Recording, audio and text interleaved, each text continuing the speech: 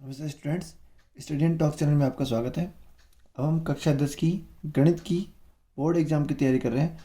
तो हम अध्याय 1 के जो इम्पोर्टेंट क्वेश्चंस हैं उनको एक बार देख लेते हैं। पहले आप देख लीजिए कि इसमें क्या क्या आने वाले प्रश्न हैं और किस तरह के प्रश्न आएंगे। चलिए, तो इस प्रश्नावली में से वस्तुनिष्ठ प्रश्न तो आएगा हमारा एक, ठीक है, मतलब ऑब्जेक्टिव टाइप का।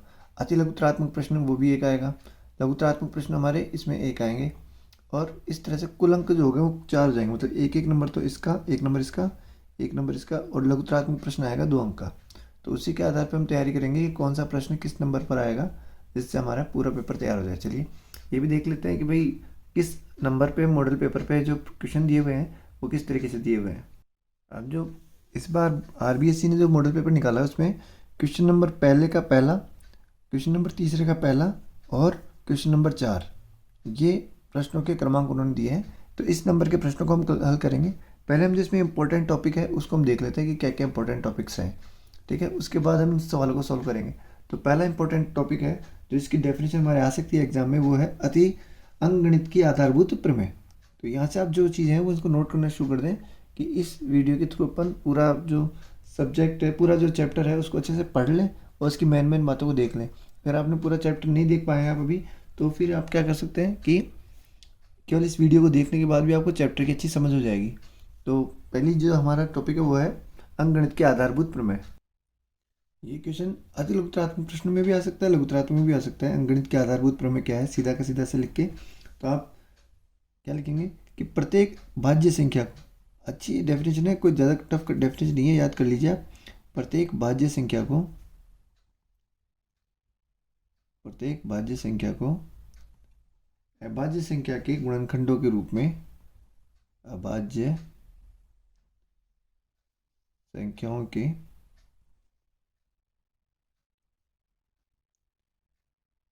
गुणनफल के रूप में व्यक्त किया जा सकता है। गुणनफल के रूप में व्यक्त किया जा सकता है, व्यक्त किया जा सकता है या लिखा जा सकता है। आप ये भी लिख सकते हैं लिखा जा सकता है। और इसके अलावा तथा यह गुणनखंड अद्वितीय होता है, तथा यह गुणनखंड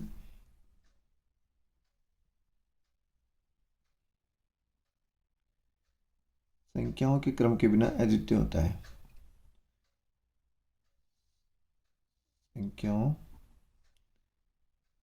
के क्रम के बिना अद्वितीय होता है।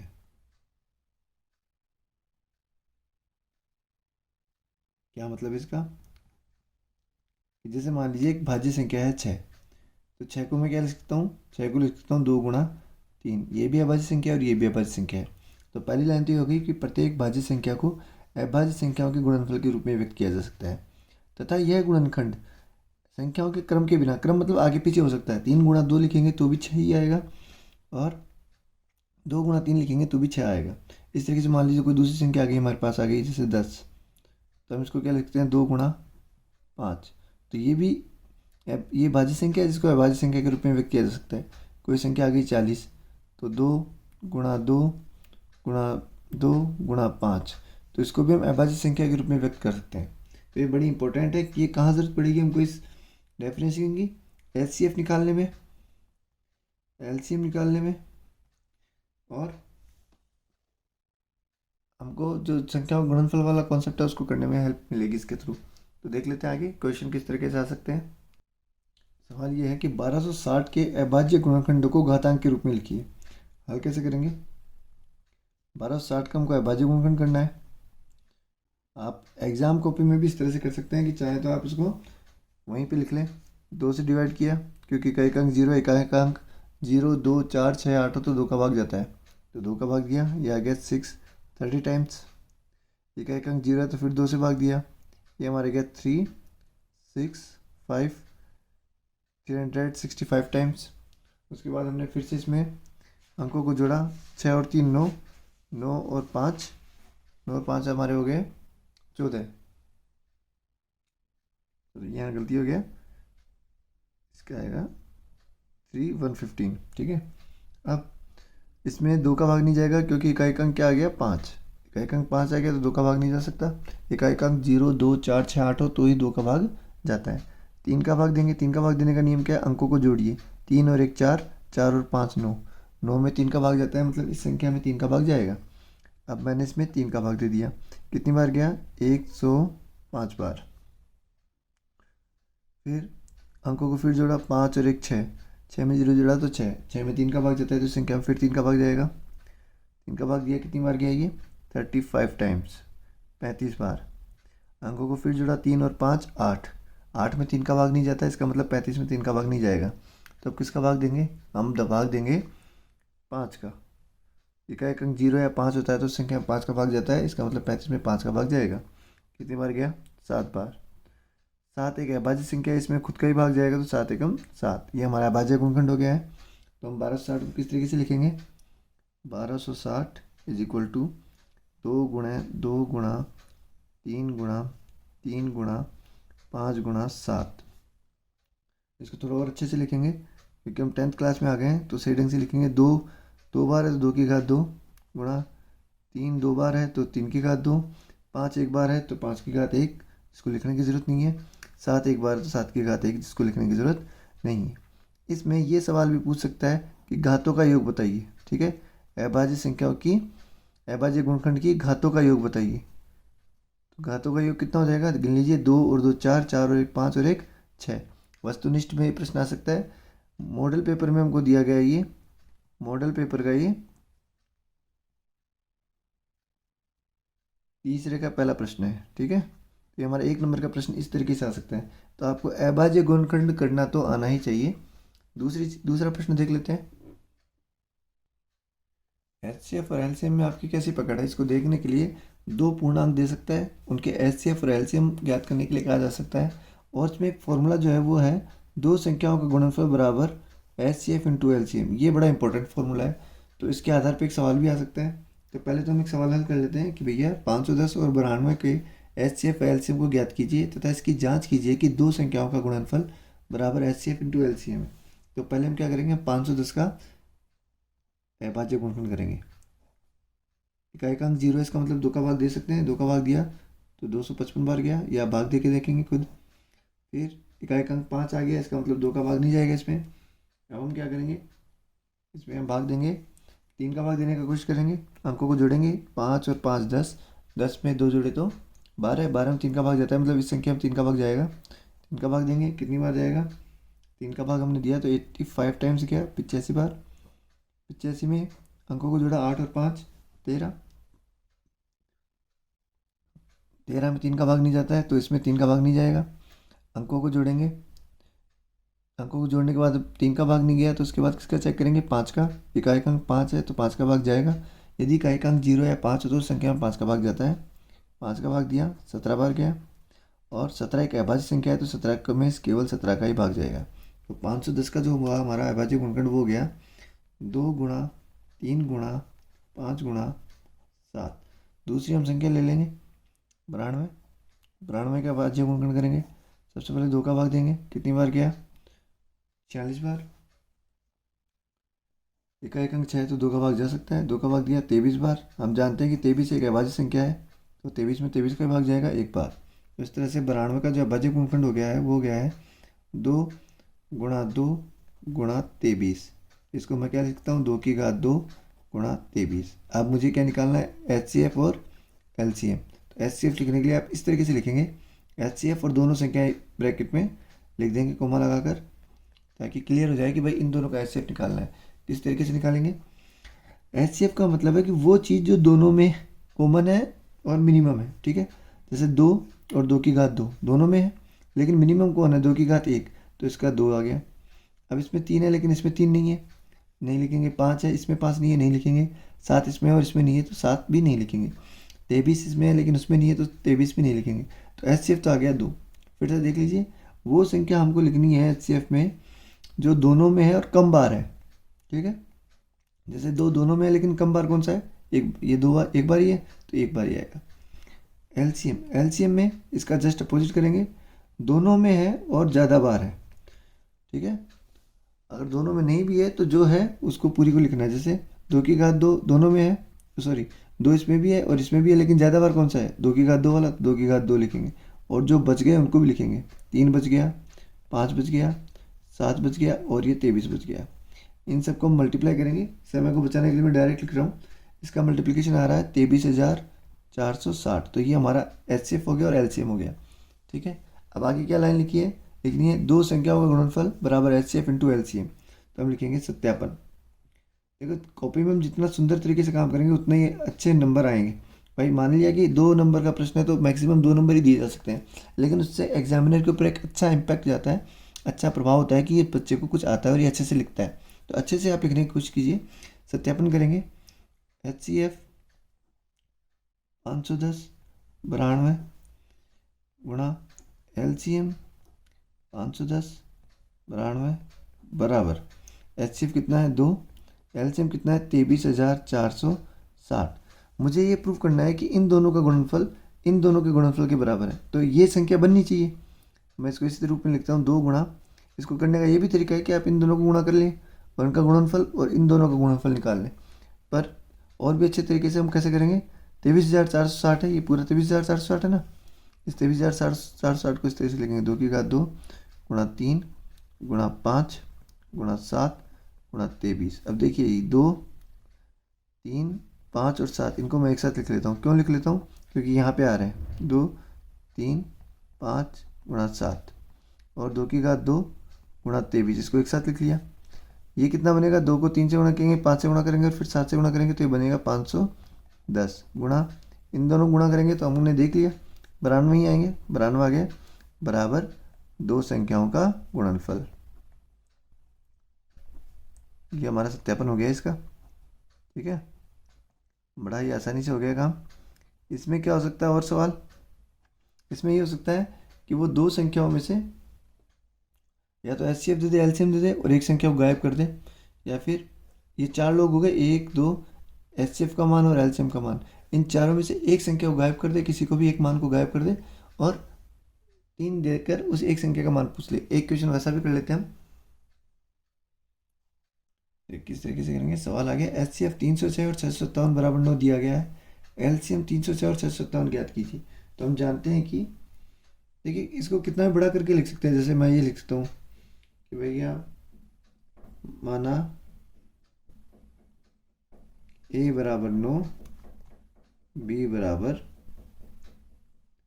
सॉरी माना ये संख्या तो इन्होंने दी है ना, तो A बराबर तो होगी 306, सॉरी संख्या है 306, इसको थोड़ा सही ढंग से कर देते हैं। A बराबर 306 और B बराबर 657 है। ठीक है, अब हम जानते हैं कि भैया HCF into LCM, HCF into LCM बराबर A इंटू B। तो HCF का मान तो कितना दिया हुआ है 9, LCM ज्ञात करना है हमको, LCM ज्ञात करना है 306 और 657 का। यहाँ लिखा हुआ है 306 इंटू 657, तो LCM 306 657 बराबर 306 गुणा 657 बटा 9। ये 100% कटेगा, हमेशा कटेगा। आप चाहे इसको काट लीजिए, इसको काट लीजिए, मैं इसको काट रहा हूँ, 34 आ गए, 9 से डिवाइड किया 306 को तो 657। तो ये जो हमारा LCM है वो आ गया 306 657 बराबर, इन दोनों को मल्टीप्लाई किया तो ये आया 22,338। ये हमारा LCM हो गया। ठीक है, इसको और भी अच्छे से करना चाहे तो वही प्रश्नानुसार संख्याएं 306 और 657 है, अतः A बराबर 306 और B बराबर 657। ठीक है, ये थोड़ा मानक हटा देते हैं, प्रश्नानुसार कर देते हैं, प्रश्नानुसार ये ज़्यादा ठीक रहेगा। तो आप कर लीजिए प्रश्नानुसार, A बराबर 306 B बराबर 657 और फिर इस तरीके से कर लेंगे तो हमारा काम हो जाएगा। और कैसा प्रश्न आ सकता है वो भी देख लेते हैं। और प्रश्न क्या आ सकते हैं, जांच कीजिए कि क्या किसी प्राकृत संख्या n के लिए संख्या 6n 6 की घात n अंक 0 पर समाप्त हो सकती है। तो देखिए हल, सवाल को आप कितना बड़ा करना चाहें, लेकिन हम शॉर्ट में करेंगे तो हम लिखेंगे 6 के अभाज्य गुणनखंड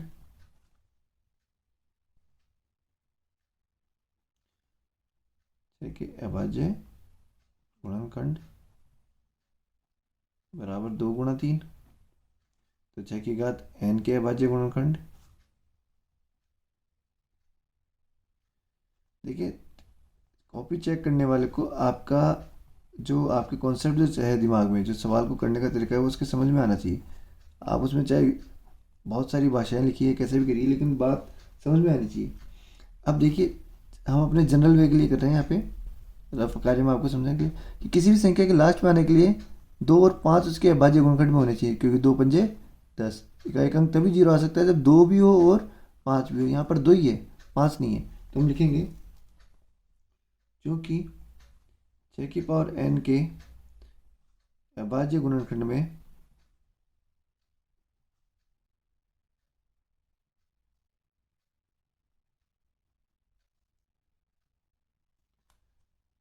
5 का कोई स्थान नहीं है।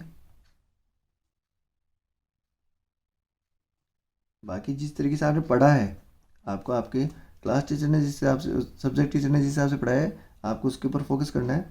6 की घात n के अभाज्य गुणनखंड में 5 का कोई स्थान नहीं है, क्योंकि हर टीचर की टेक्निक अलग हो सकती है, लेकिन कॉन्सेप्ट सेम रहता है। अतः 6 की घात n अंक शून्य पर समाप्त नहीं हो सकती। ये जो हम कर रहे हैं ना, ये इस तरह से कर रहे हैं कि आसानी से समझ में आ जाए, बस। अंक शून्य पर तो आप क्या है, थोड़ा सा अगर टाइम देंगे ना, जैसे ही लमसम आधे घंटे का वीडियो बनेगा, तो आप आधे घंटे अगर पूरे चैप्टर को, ये जो पढ़ाया गया है, इसके ऊपर फोकस करके फिर उसके बाद सवाल हल करेंगे, तो मैं श्योर कह सकता हूँ कि 4 नंबर में से आपके 3 नंबर तो कहीं नहीं जाने वाले। 3 नंबर तो आप 100% गेन कर ही लेंगे। चलिए अगला प्रश्न देख लेते हैं।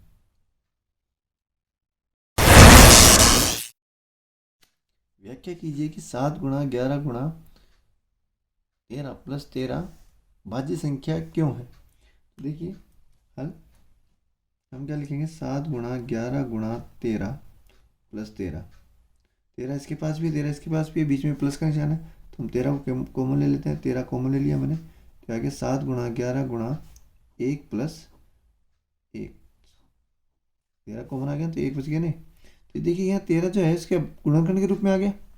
हमने डेफिनेशन पढ़ी थी कि प्रत्येक संख्या को, प्रत्येक भाज्य संख्या को अभाज्य संख्या के गुणनखंड के रूप में व्यक्त किया जा सकता है। तो यहाँ अभाज्य संख्या गुणनखंड आ गया, इसका मतलब ये पूरी संख्या क्या, एक भाज्य संख्या है। तो हम लिख देंगे यहाँ प्राप्त संख्या, यहाँ प्राप्त संख्या का एक गुणनखंड, वो ज़्यादा कुछ करने की जरूरत नहीं है, का एक गुणनखंड, का एक गुणनखंड 13 है। एक गुणनखंड 13 है, जैसे 13 आ गया तो इसका मतलब ये क्या है, भाज्य संख्या है। अतः यह है एक भाज्य संख्या है। ठीक है। इसके अलावा बुक में जो आपका क्वेश्चन नंबर 7 दिया हुआ है, वो भी एक अच्छा क्वेश्चन है। वो क्या है, बड़ा दिखता है लेकिन वो सॉल्व करने में बड़ा आसान है। ठीक है, तो एक ही वो हो जाएगा अपने। ये बहुत ही इंपॉर्टेंट क्वेश्चन है। सिद्ध कीजिए कि √5 एक अपरिमेय संख्या है। या √5 की जगह √2 भी लिख सकता है, √3 भी लिख सकता है। हम क्या करते हैं, इस सवाल को हल करने के लिए हम पहले ही मान लेते हैं कि ये एक परिमेय संख्या है। इसको हम विरोधाभास से सिद्ध करते हैं। तो पढ़ तो लिया ही होगा आपने, फिर भी एक बार हम रिपीट करते हैं। देखो कि इसमें विरोधाभास क्यों जरूरी है, क्योंकि हम इसको डायरेक्ट प्रूव नहीं कर सकते। ठीक है ना। तो माना कि √5 एक परिमेय संख्या है, और परिमेय संख्या भी किस प्रकार है, जब मान ही लिया है तो कि भैया √5 बराबर a/b। ठीक है।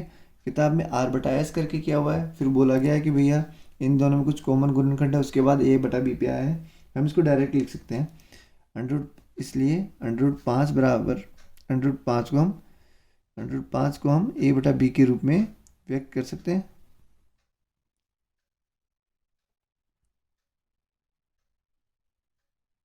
क्योंकि भैया हम जानते हैं भाई परिमेय संख्या की डेफिनेशन तो यही होती है, व्यक्त कर सकते हैं जहाँ।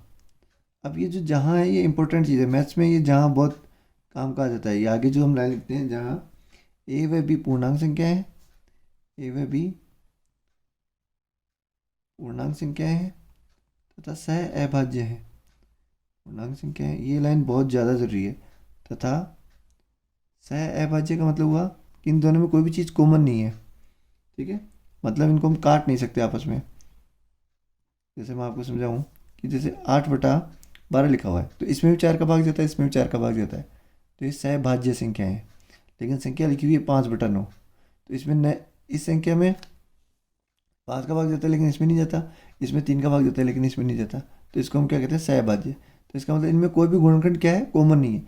ये शब्द लिखते ही ये क्लियर हो जाएगा कि इनका कोई भी, इनमें कुछ भी गुणनखंड उभयनिष्ठ नहीं है। तो अब हम क्या करेंगे, किस तरीके से सिद्ध करेंगे इसको। इसको हम लिखेंगे b/5 बराबर a, दोनों और वर्ग करने पर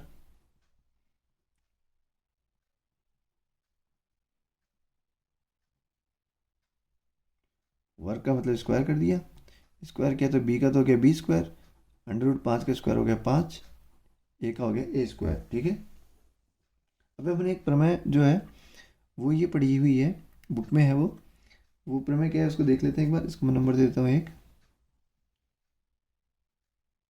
पहली बात तो 5 इससे मल्टीप्लाई हो रहा है, इसका मतलब a² में 5 का भाग देने पे कोई संख्या प्राप्त होती है। इसका मतलब ये हुआ ना कि भैया b² बराबर आ गया a²/5, मतलब a² में 5 का भाग जा रहा है, तभी तो कोई पूर्णांक संख्या प्राप्त होगी। तो हम लिखेंगे अतः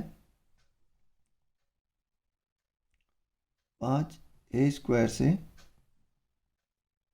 a² को विभाजित करता है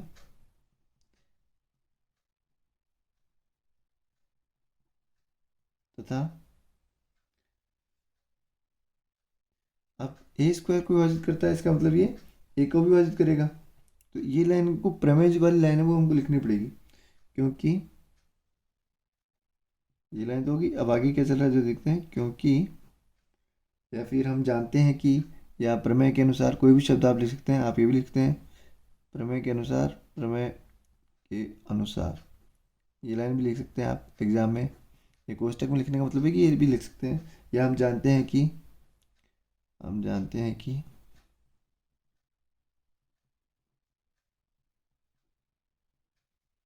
यदि एक अभाज्य संख्या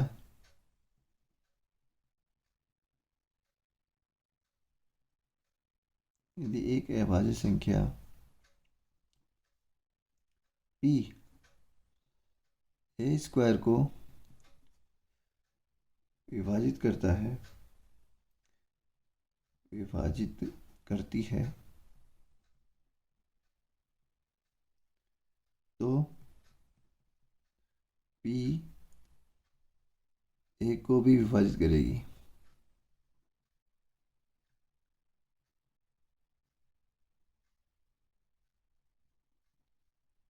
ठीक है, तो दिस इम्प्लाइज 5 जो है a² को तो कर ही रहा है, 5 a को भी विभाजित करता है। ये इंपॉर्टेंट लाइन हो गई हमारी, आधा काम हमारा हो गया है, करता है। ठीक है, इसको मैंने दे दिया 2 नंबर। अब a को विभाजित करता है, इसका मतलब क्या हुआ कि इसमें कोई ना कोई गुणनखंड है, इसका गुणनखंड लिख लेते हैं। ये हमने लिख दिया, a बराबर करता है तो a को मैंने 5c के बराबर कर दिया। फिर वही इस वर्क करने पर, ये लाइन जरूर लिखनी है हमको, जहाँ c पूर्णांक है, यहाँ c एक पूर्णांक है। ठीक है, स्क्वायर किया तो ये आ गया a² बराबर 5c²। अब देखिए a² यहाँ तो किसके बराबर था, सॉरी 25। ठीक है, यहाँ a² किसके बराबर था, b² इंटू 5 के, तो ये मैं यहाँ लिख देता हूँ b² इंटू 5, तो ये आ गया 25c²। तो b² किसके बराबर आ गया, 5c² के। ठीक है, यहाँ पे हम लिख देंगे क्योंकि a² बराबर b² इंटू 5, या 1 से ये भी लिख सकते हैं। ठीक है, अतः 5 b² को विभाजित करता है।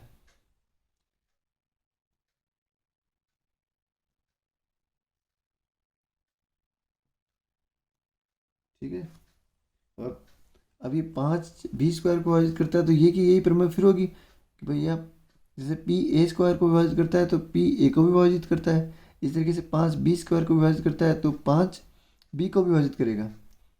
ठीक है, प्रमेय के अनुसार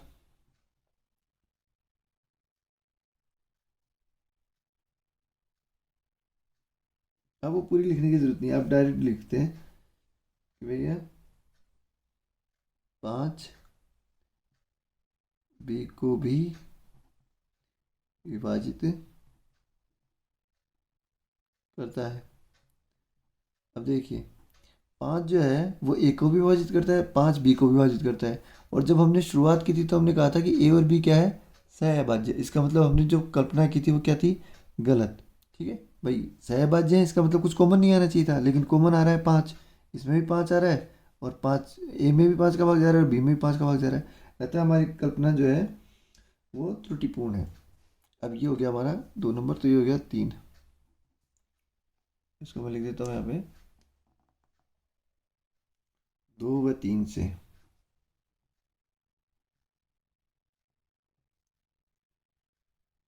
ए व बी का एक उभयनिष्ठ गुणनखंड। ये इंपॉर्टेंट सवाल है इसलिए इतना समय दिया है और इसीलिए इसको दोबारा रिवीजन, बाकी आप सीधा उतार के आएंगे, समझ में नहीं आ रहा है आप रटके कर रहे हैं तो भी कोई दिक्कत वाली बात नहीं है, क्योंकि एग्जामिनर को तो कॉपी में लिखा हुआ चाहिए। ए व कॉपी चेक करने वाले को ए व बी का एक उभयनिष्ठ गुणनखंड 5 है। ठीक है, परंतु यह विरोधाभास है। क्यों विरोधाभास है, परंतु यह विरोधाभास है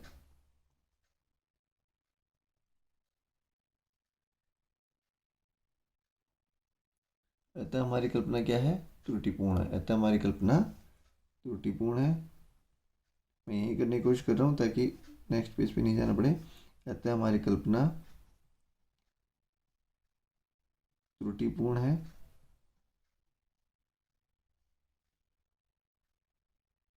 कि √5 एक परिमेय संख्या है।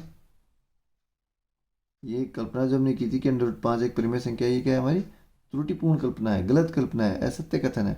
ठीक है, अर्थात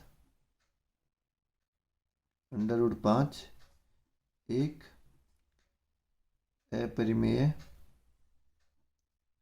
संख्या है। ठीक है, अगला एक प्रश्न और कर लेते हैं लास्ट में। अगला प्रश्न है, सिद्ध कीजिए कि √2 + 6 एक अपरिमेय संख्या है। तो देखिए हमको ये तो पता है कि √2 एक अपरिमेय संख्या है। इस पूरे को अपरिमेय सिद्ध करने के लिए हम पूरे को ही क्या मान लेंगे, परिमेय संख्या मान लेंगे।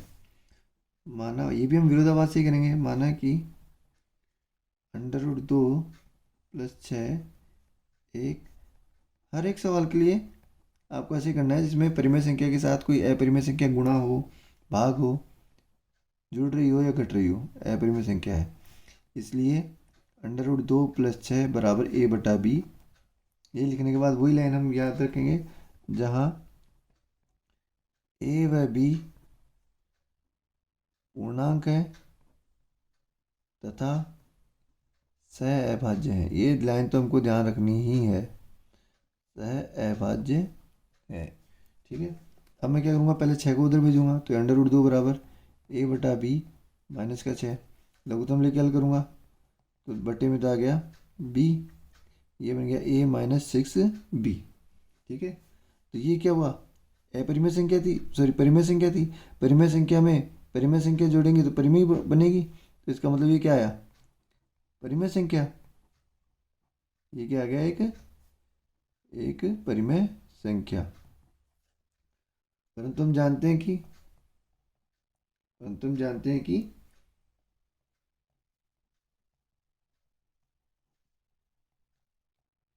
जब ये सवाल आए ना तो आपको √2 को अपरिमेय सिद्ध करने की जरूरत नहीं है, परंतु हम जानते हैं कि √2 एक अपरिमेय संख्या है।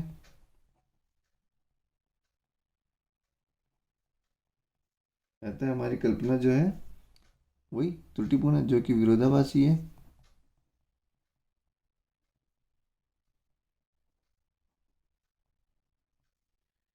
कहते हैं हमारी कल्पना असत्य है, गलत है, त्रुटिपूर्ण है।